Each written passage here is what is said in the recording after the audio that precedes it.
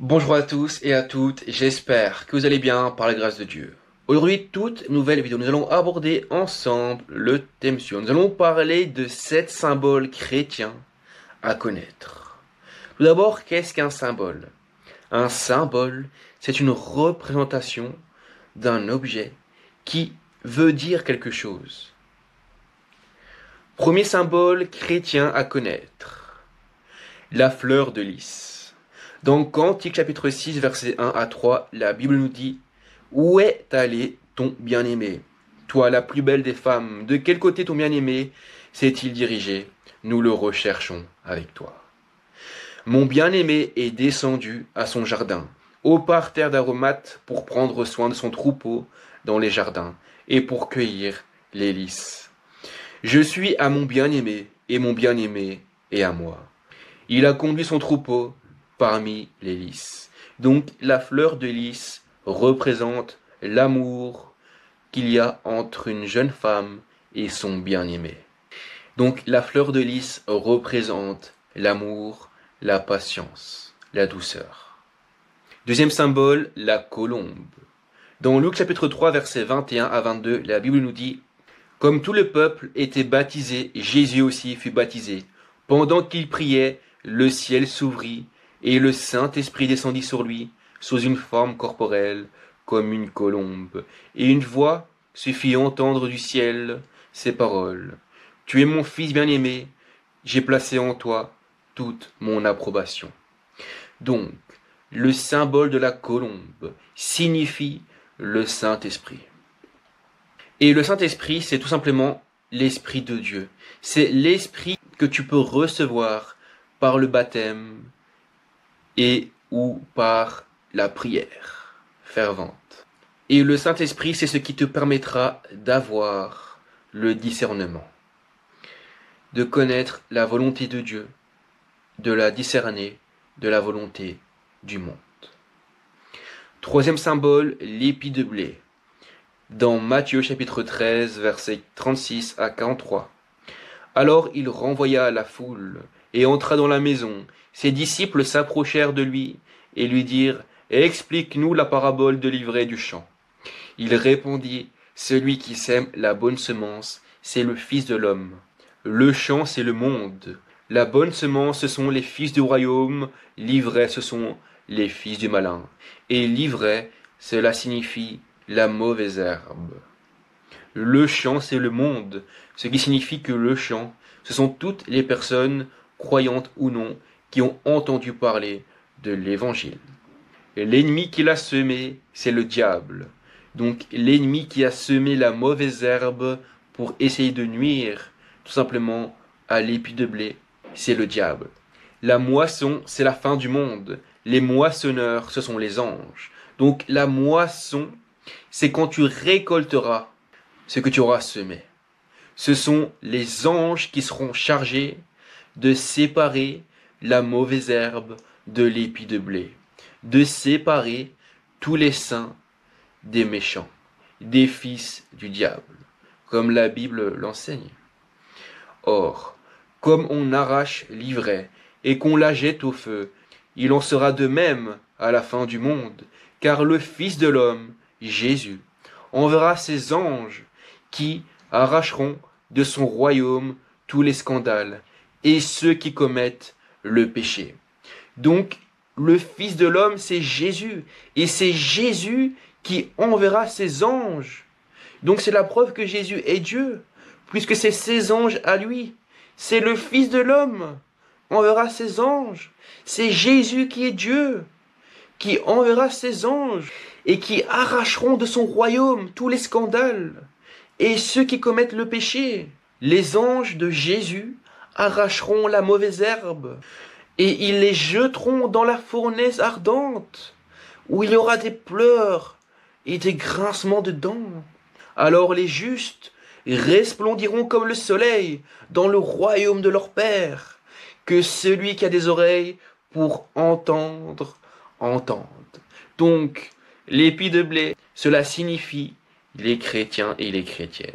Ceux et celles qui ont accepté l'évangile et qui ont laissé croître en eux la semence, l'épi de blé. Et au final, malgré les tribulations, malgré les pièges de l'ennemi, malgré les tentations du péché, et malheureusement toutes les personnes qui ont rejeté Christ, qui ont vécu sur terre une vie loin de l'évangile, au final, elles sont assimilées à la mauvaise herbe et pour finir, elles seront jetées dans la fournaise ardente. Donc, l'épi de blé est assimilé aux chrétiens, aux croyants, aux saints, et la mauvaise herbe, l'ivraie, est assimilée à toutes les autres personnes qui ont rejeté l'évangile. Cinquième symbole, le poisson Ichthus. Moïse appela tous les anciens d'Israël et leur dit, allez prendre du bétail pour vos familles et immoler la Pâque. Vous prendrez ensuite un bouquet d'hysope, vous le tremperez dans le sang, qui sera dans le bassin, et vous toucherez le linteau et les 2 poteaux de la porte avec le sang qui sera dans le bassin. Nul de vous ne sortira de sa maison jusqu'au matin. Quand l'Éternel passera pour frapper l'Égypte et verra le sang sur le linteau et sur les 2 poteaux, l'Éternel passera par-dessus la porte et il ne permettra pas aux destructeurs d'entrer dans vos maisons pour frapper. Vous observerez cela comme une loi pour vous et pour vos enfants à perpétuité. Quand vous serez entrés dans le pays que l'Éternel vous donnera, selon sa promesse, vous observerez cet usage sacré. Et lorsque vos enfants vous diront que signifie pour vous cet usage, vous répondrez, c'est le sacrifice de Pâques, en l'honneur de l'Éternel, qui a passé par-dessus les maisons des enfants d'Israël en Égypte, lorsqu'il frappa l'Égypte et qu'il sauva nos maisons. Le peuple s'inclina et se prosterna, et les enfants d'Israël s'en allèrent et firent ce que l'Éternel avait ordonné à Moïse et à Aaron. Ils firent ainsi.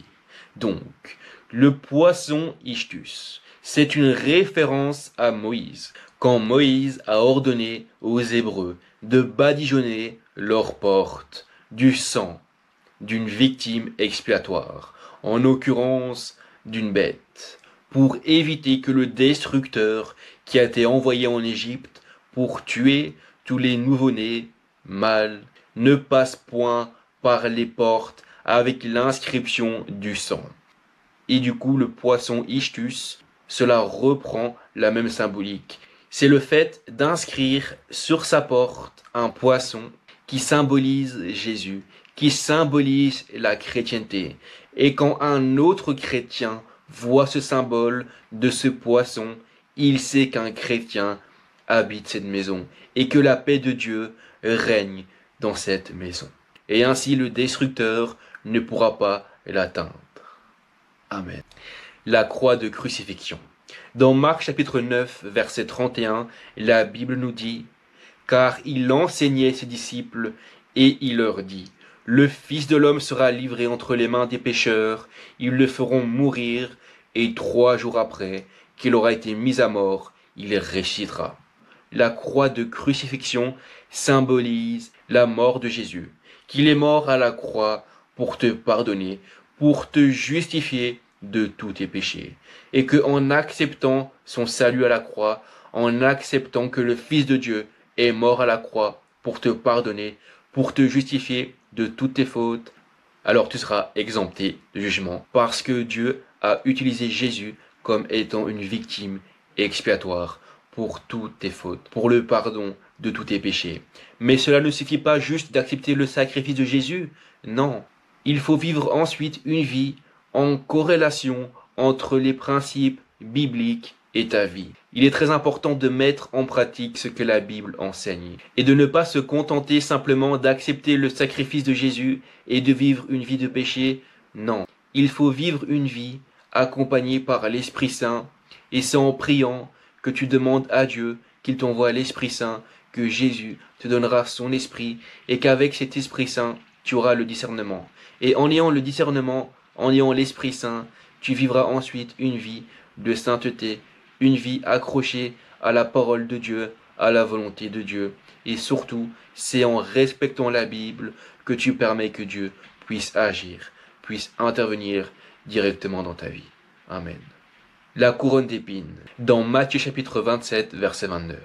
Ils tressèrent une couronne d'épines qu'ils posèrent sur sa tête, et ils lui mirent un roseau dans la main droite. Puis s'agenouillant devant lui, ils se moquèrent de lui en disant « Salut, roi des Juifs ». Donc, la couronne d'épines symbolise tout simplement la royauté de Jésus, car Jésus est le Messie, le roi des Juifs. Amen. Le cep, dans Jean chapitre 15, verset 5. « Je suis le cep, vous êtes les sarments, celui qui demeure en moi, et en qui je demeure porte beaucoup de fruits, car sans moi, vous ne pouvez rien faire. » Donc, le cep, c'est tout simplement le tronc, et les sarments, ce sont les branches qui portent le fruit de la vigne. Et c'est important que Jésus soit au centre de ta vie. Jésus nous dit, je suis le cep, mais toi, sois le serment.